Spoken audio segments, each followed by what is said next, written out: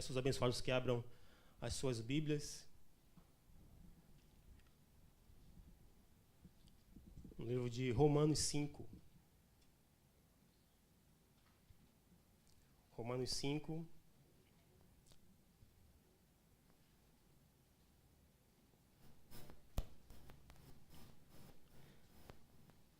No seu verso 8.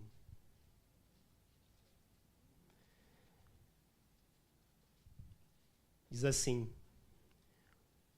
mas Deus prova o seu próprio amor para conosco, pelo fato de ter Cristo morrido por nós, sendo nós ainda pecadores. Vamos orar. Santo Deus, maravilhoso Pai, graças te damos, Senhor, por mais esta oportunidade de estarmos reunidos, Senhor, na família de Deus, entre o teu povo, Senhor. Que o Senhor continue, Senhor, a derramar, Deus, do teu Espírito sobre cada um de nós. Muito obrigado, Deus, por tocar em cada vida aqui nesta noite, Deus, para despertar, Senhor, colocar o desejo no coração de estar em tua casa, para adorar aquele que é o único digno de nosso louvor, a nossa presença, nossa adoração. Não porque o Senhor precisa da nossa presença, Senhor, mas aos santos convém adorar a Deus. O Senhor manda nós congregarmos, não deixar de congregar, como é costume de muitos. Mas estamos aqui, Senhor, que o Senhor possa nos unir, Deus, que tenhamos o mesmo sentimento que houve em Cristo. Que o Senhor nos abençoe, Pai, nesta noite. Deus, que o Senhor possa crescer, Deus, e o homem venha diminuir, Deus. Porque o Senhor tem lugar de Deus e o homem tem lugar de homem neste lugar. Nos usa, Senhor, nos capacita. É o que eu te peço, em nome do teu Filho amado Jesus. Amém. Amém, irmãos? Vamos estudar, meus irmãos, esse texto de Romanos 5, versículo 8. Mas Deus prova o seu próprio amor para conosco, pelo fato de ter Cristo morrido por nós, sendo nós ainda pecadores. Vamos ministrar essa palavra essa noite com o tema Existe Esperança para Mim. É um texto que diz, né, evangelístico. Se diz evangelístico. Mas toda a Bíblia, toda a palavra de Deus é evangelística.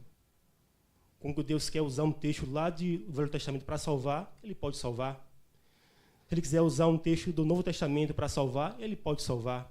Então, toda a Bíblia é um texto, ela é evangelística. Ela conduz os homens, os pecadores, ao arrependimento.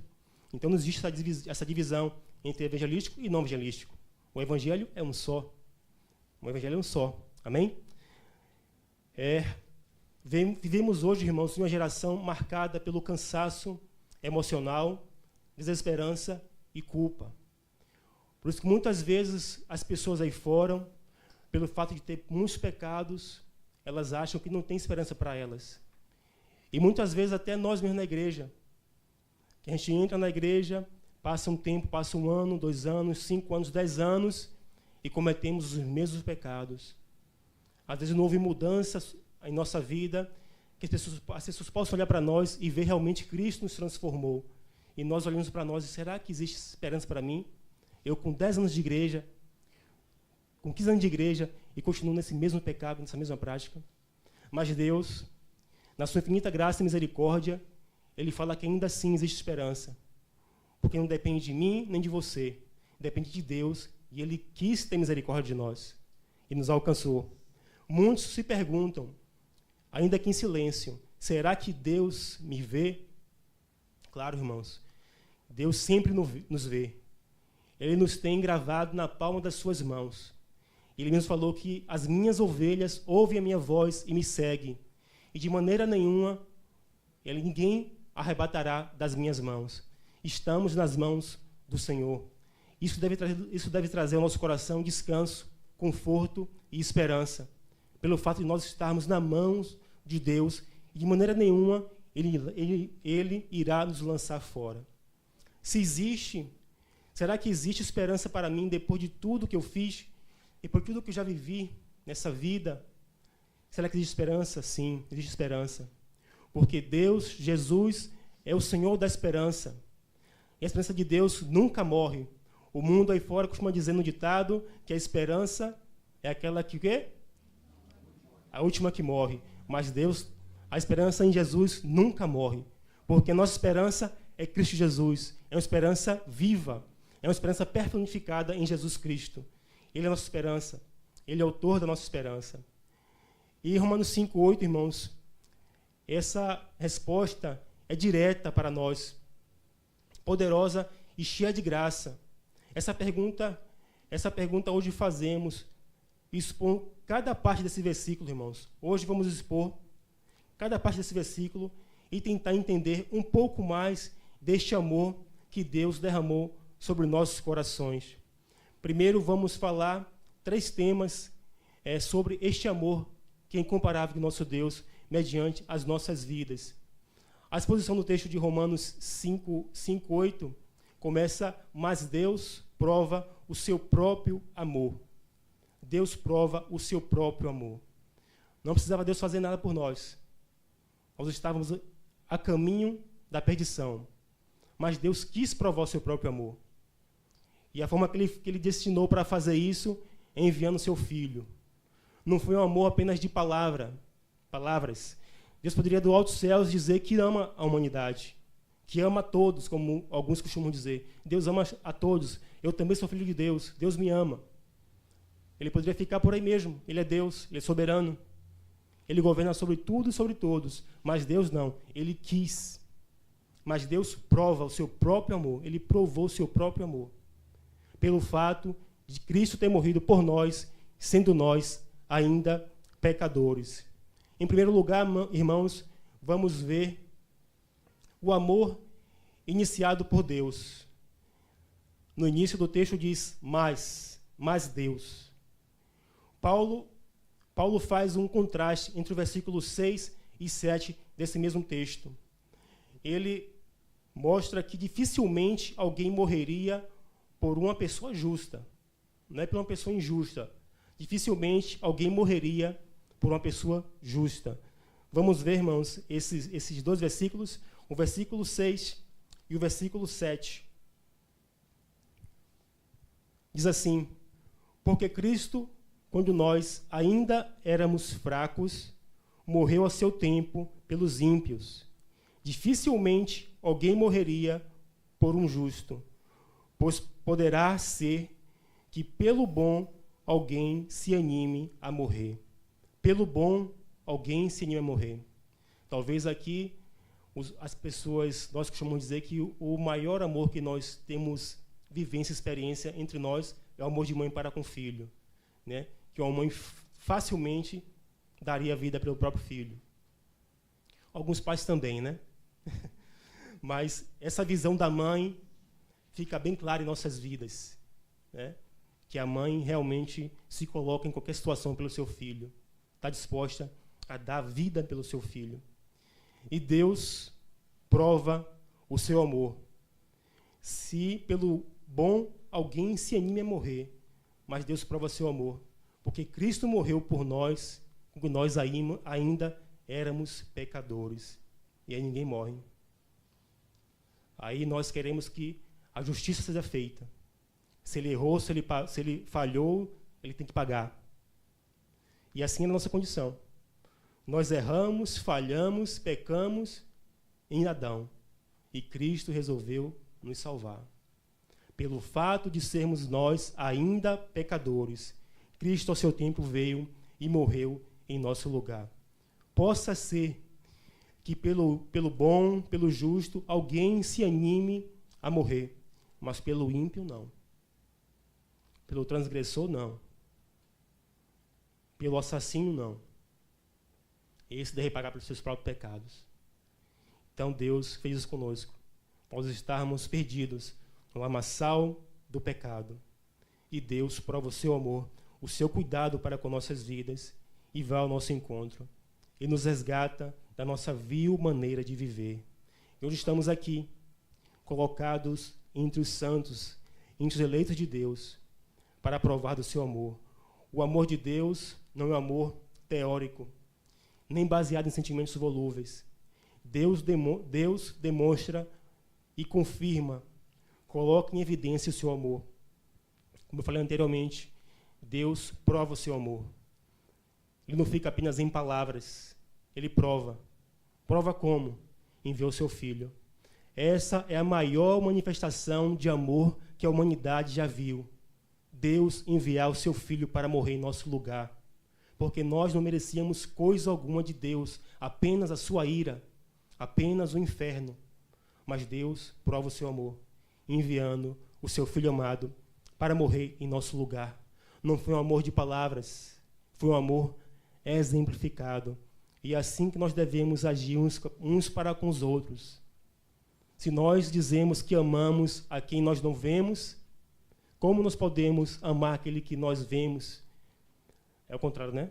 Se nós dissemos que amamos a Deus e não amamos aqueles que nós vemos, estamos errados, estamos em pecado. Devemos amar a Deus, devemos amar uns aos outros. Né? Porque Deus habita em nós e nós somos a imagem e semelhança de Jesus. Então devemos demonstrar o nosso amor não apenas com palavra. Filhinhos, não vos ameis com palavras, mas demonstre seu amor, o seu cuidado, a sua paciência, a sua temperança, o seu domínio próprio, a sua calma, a sua misericórdia, que muitas vezes nos tem nos faltado nos dias de hoje. Estamos impacientes uns com os outros, não toleramos mais, não suportamos mais, estamos fugindo da palavra de Deus. E quanto a palavra de Deus é nossa regra de vida, de fé e de prática, Deus manda nós seguirmos e amor, e a paz e a comunhão, sem a qual ninguém verá Deus. Segue a paz, a justiça e o amor, e a santificação, sem a qual ninguém verá o Senhor. Mas Deus prova o seu amor para conosco, sendo nós ainda pecadores. Deus não apenas disse que nos ama, Ele prova este amor e morre por cada um de nós na cruz. Amém, irmãos? Esse é o amor do nosso Deus.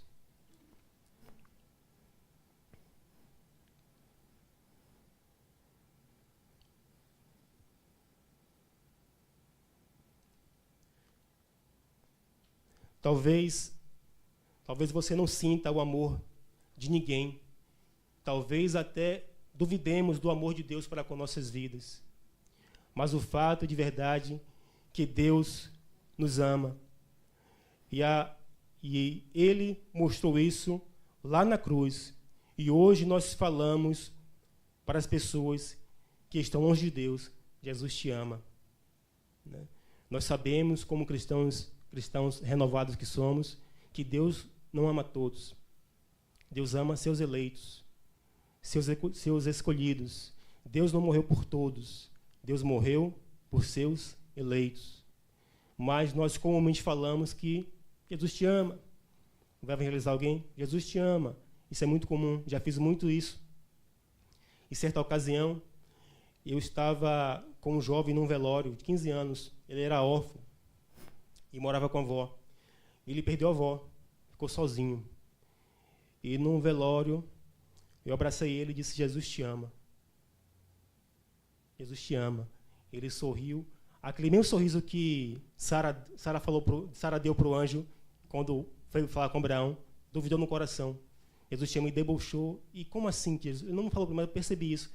Como assim Jesus me ama? Eu sou órfão e a única pessoa que eu tenho em minha vida, Deus leva.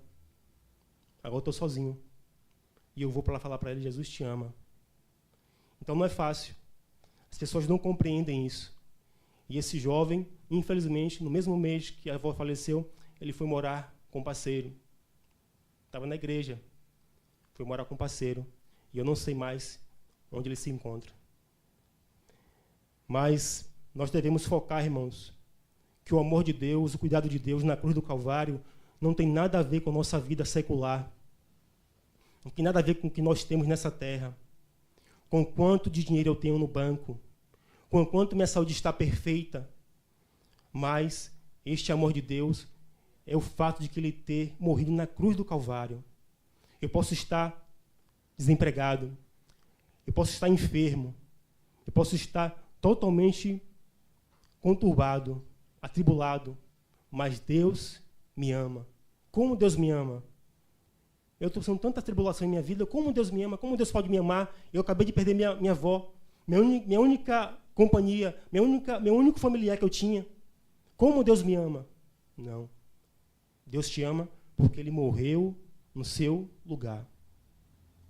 Deus não nos ama para nos dar carro, casa, uma família estruturada, bênção nessa terra. Isso é consequência da nossa obediência. Mas Deus nos ama, Ele prova o seu amor para conosco pelo único motivo, a cruz. Toda vez que você sentir dúvida em seu coração, se Cristo te ama, se Ele te deixou, te abandonou, lembre da cruz. É lá que Ele prova o seu amor. É lá que Ele prova o seu cuidado por você, na cruz. Não é só saúde, não é seu trabalho, não é sua família, não é sua vida financeira, não é sua prosperidade, não é nada disso. É na cruz. Na cruz Ele prova o seu amor. Não espere ter coisas nessa terra para amar Deus. Não espere ficar bem de vida para amar Deus. Ame-o agora. Corra para Ele agora, porque Ele já mostrou como é que se ama. E é amor de todo o coração. É amor sacrificial. É amor que se põe no lugar do outro. Então devemos, irmãos, não esperar as benesses que Deus derrama sobre nós. Isso é graça, irmãos. Isso é graça. O ímpio pode ter também muitas coisas nessa terra. Pode ter carros, pode ter qualquer coisa nessa terra, trabalhando, se esforçando.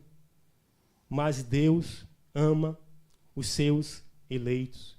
E Ele provou isso na cruz do Calvário, morrendo por cada um de nós. Então não espere. Não espere ter essa paz no meu coração.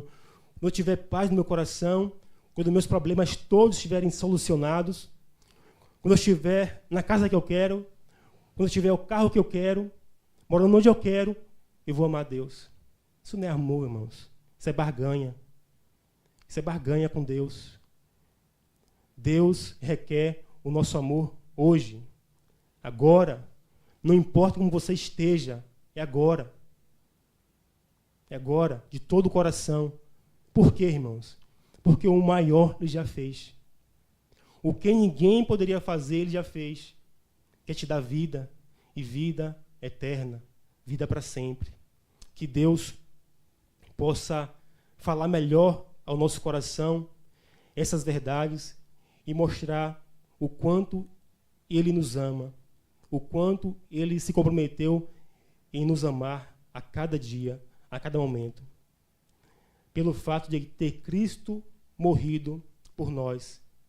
Pelo fato de Cristo ter morrido por nós. Por isso que devemos amar. E a segunda coisa, irmãos, a segunda parte desse texto, de Romanos 5, 8, é a prova do seu amor. A prova do seu amor é a cruz. Aqui está o centro do Evangelho.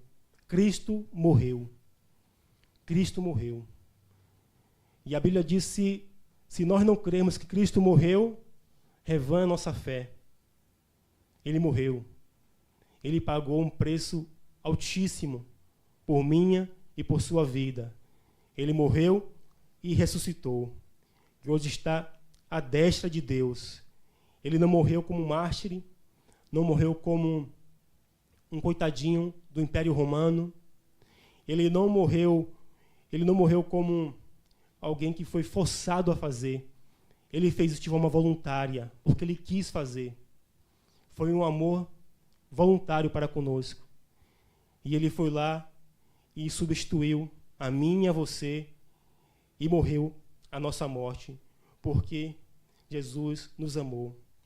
A morte de Jesus é pessoal, vicária. Ele levou a penalidade que era nossa. Então a cruz, os cravos, a coroa de espinho era nossa. E Jesus nos amou a tal ponto de nos substituir. Então não temos justificativa diante de Deus. Não temos. Temos que apenas receber este amor, temos que apenas honrar este amor e proclamar este amor para os perdidos, para aqueles que ao seu tempo irão ouvir a voz do Evangelho como nós ouvimos um dia. E os corações irão se render ao Senhor. Então Jesus tomou nosso lugar. Ele foi voluntariamente para a cruz e morreu. E Ele foi ali o nosso substituto. Como o irmão presbítero Peralva ministrou nessa manhã sobre Ruth, né? E Boaz como o seu substituto, como seu resgatador. E assim foi Cristo em nossas vidas, o nosso resgatador eterno. Aquele que não apenas nos livrou da escassez, da fome, da miséria, mas nos livrou do inferno. Nos livrou do inferno eterno. E graças a Deus por Ele ter nos amado a tal ponto de ter morrido em nosso lugar. Vamos ler, irmãos, a Isaías 53, versículo 5. Isaías 53, no seu verso 5.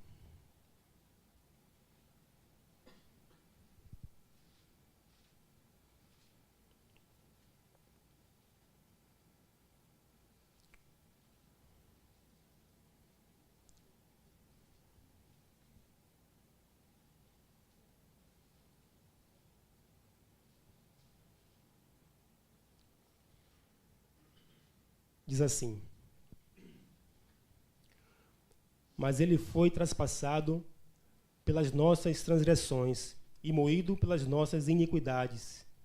O castigo que nos traz a paz estava sobre ele, e pelas suas pisaduras fomos sarados.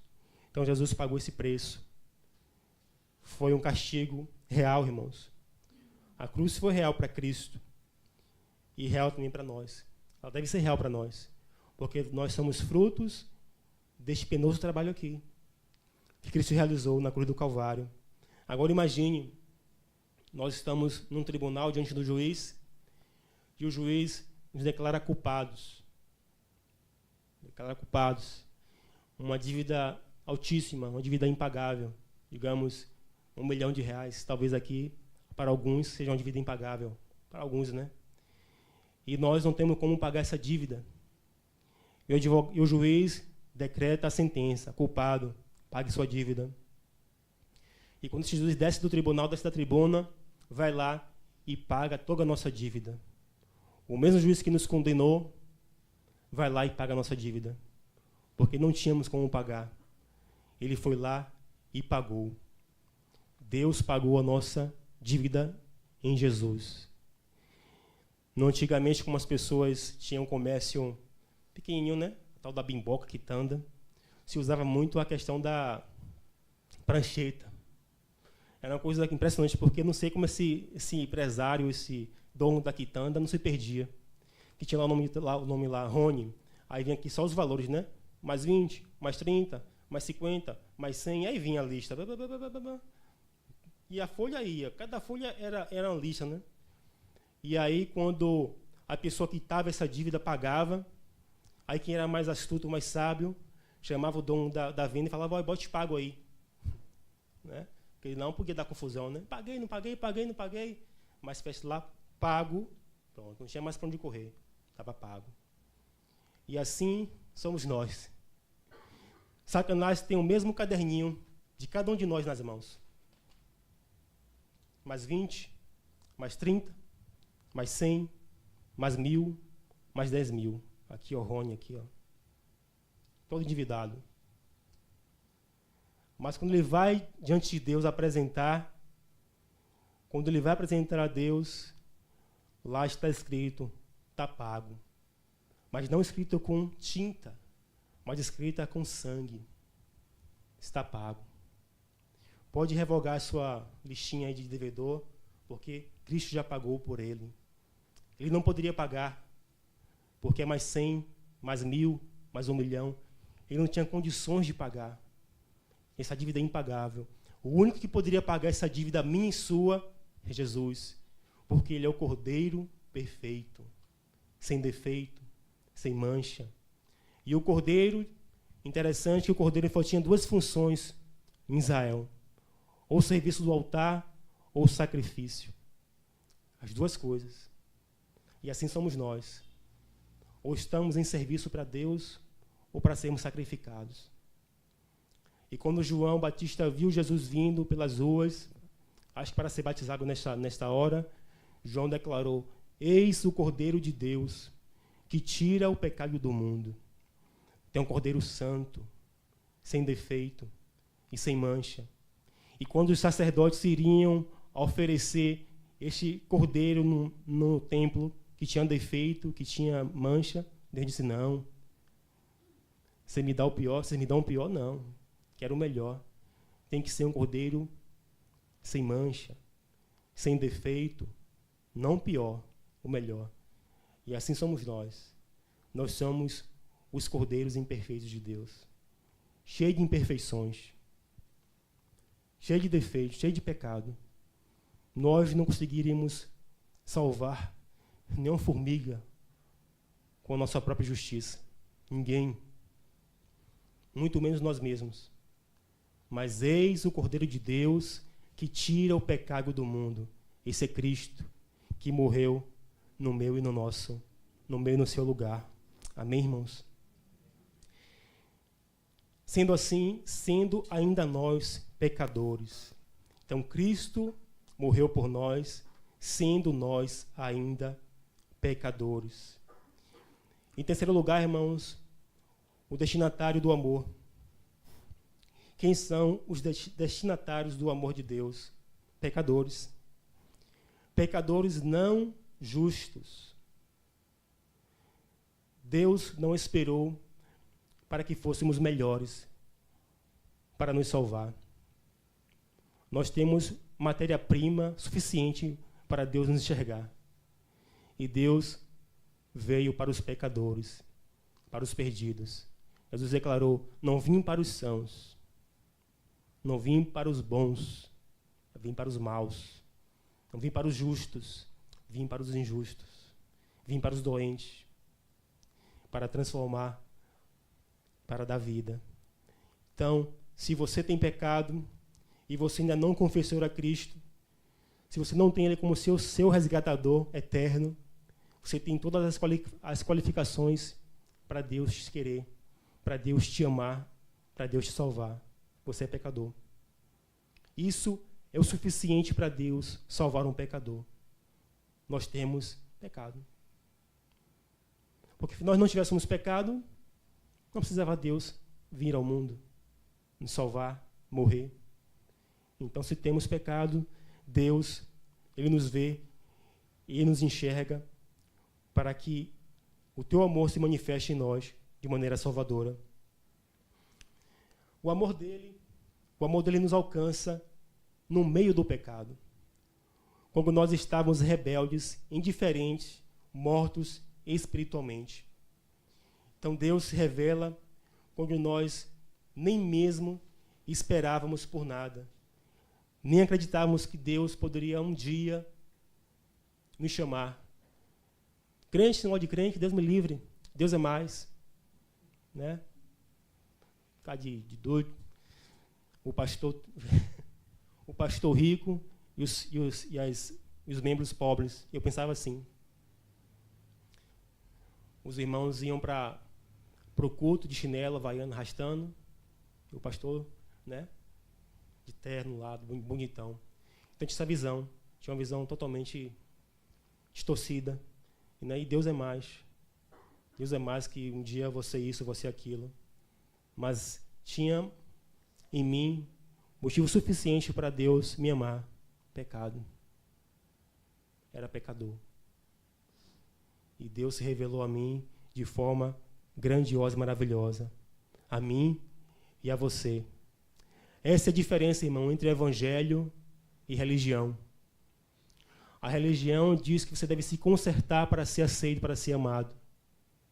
Enquanto o evangelho não. Ele diz, ele te recebe como você está, para que haja transformação e Cristo venha a ser glorificado em sua vida. Então o evangelho tem que ser uma espiral, não decadente, mas uma espiral. Nós temos que ser melhores a cada dia. Enchei na graça e no conhecimento de Deus. Aquela passagem lá que diz as águas, né, no tornozelo, águas na canela, no lombo, e assim vai.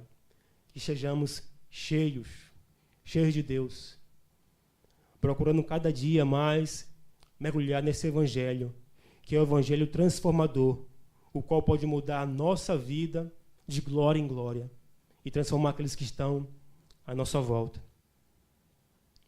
Isso significa, irmãos, que não existe ninguém que está longe demais ou perdido demais para ser encontrado por Deus. Não existe. Quando nós olhamos para o mundo hoje em dia, já está bem fácil isso. As pessoas estão cada vez mais perversas. O mundo vai de mal a pior. Em Apocalipse diz que aquele que está sujo, suje-se mais. Aquele que está limpo, limpe-se mais. E os homens estão aí, se sujando cada vez mais. E nós olhamos, meu Deus do céu, eu nunca imaginaria isso. Não fale mais isso, né? Porque cada dia vai aumentando. E assim foi nos dias de Noé. Os homens faziam coisas terríveis. Que a perdição, o pecado, chegou às narinas de Deus. Imagine hoje em dia, irmãos, onde que está esses pecados que nós convivemos diariamente, nas ruas, no trabalho, na mídia. Cada absurdo. E Deus está sendo tardio em irar-se. Está sendo longânimo, dando oportunidade para todos se arrependerem, a chegarem ao pleno conhecimento da salvação de Deus. Se você é um pecador, então este amor é para você. Se você é um pecador, então este amor é para você. Será que Deus me ama? Será que Deus me vê? Se você é um pecador, este amor é para você. O amor de Deus é para o perdido. O amor de Deus é para o aflito, é para o angustiado, é para o perverso, é para o caído. Deus não tem filhos perfeitos. Deus não tem filhos prediletos. Somos todos pecadores e carecemos da graça de Deus. Da graça de Deus. Amém, irmãos? Para concluir, irmãos, a esperança está na cruz. Romanos 5:8 mostra 3 verdades que mudam tudo. Primeiro, Deus nos ama verdadeiramente. Verdadeiramente Deus me ama. Que não haja mais dúvida em nossos corações. Em meio à dificuldade, em meio a qualquer circunstância que possa acontecer com cada um de nós, Deus nos ama verdadeiramente. Mas não, Deus te ama verdadeiramente, pelo único fato que Ele morreu por você. Não são as circunstâncias, não é como eu estou vivendo, não são os meus negócios, não é a minha saúde, não. Deus te ama verdadeiramente. Por quê? Porque Ele morreu por você. E se Cristo não morreu, é vã a nossa fé. Então creia nisso. Cristo morreu por você. E isso é a prova cabal do seu amor pelos perdidos. Cristo morreu por pessoas reais, quebradas e pecadoras. Não leia a Bíblia como histórias do Antigo e do Novo Testamento. Leia a Bíblia buscando ver o Cristo vivo, o Cristo ressurreto, aquele que João viu na ilha de Patmos, aquele que Estevão viu quando era apedrejado. Eis que olho para os céus e vejo o Filho do Homem assentado à destra de Deus.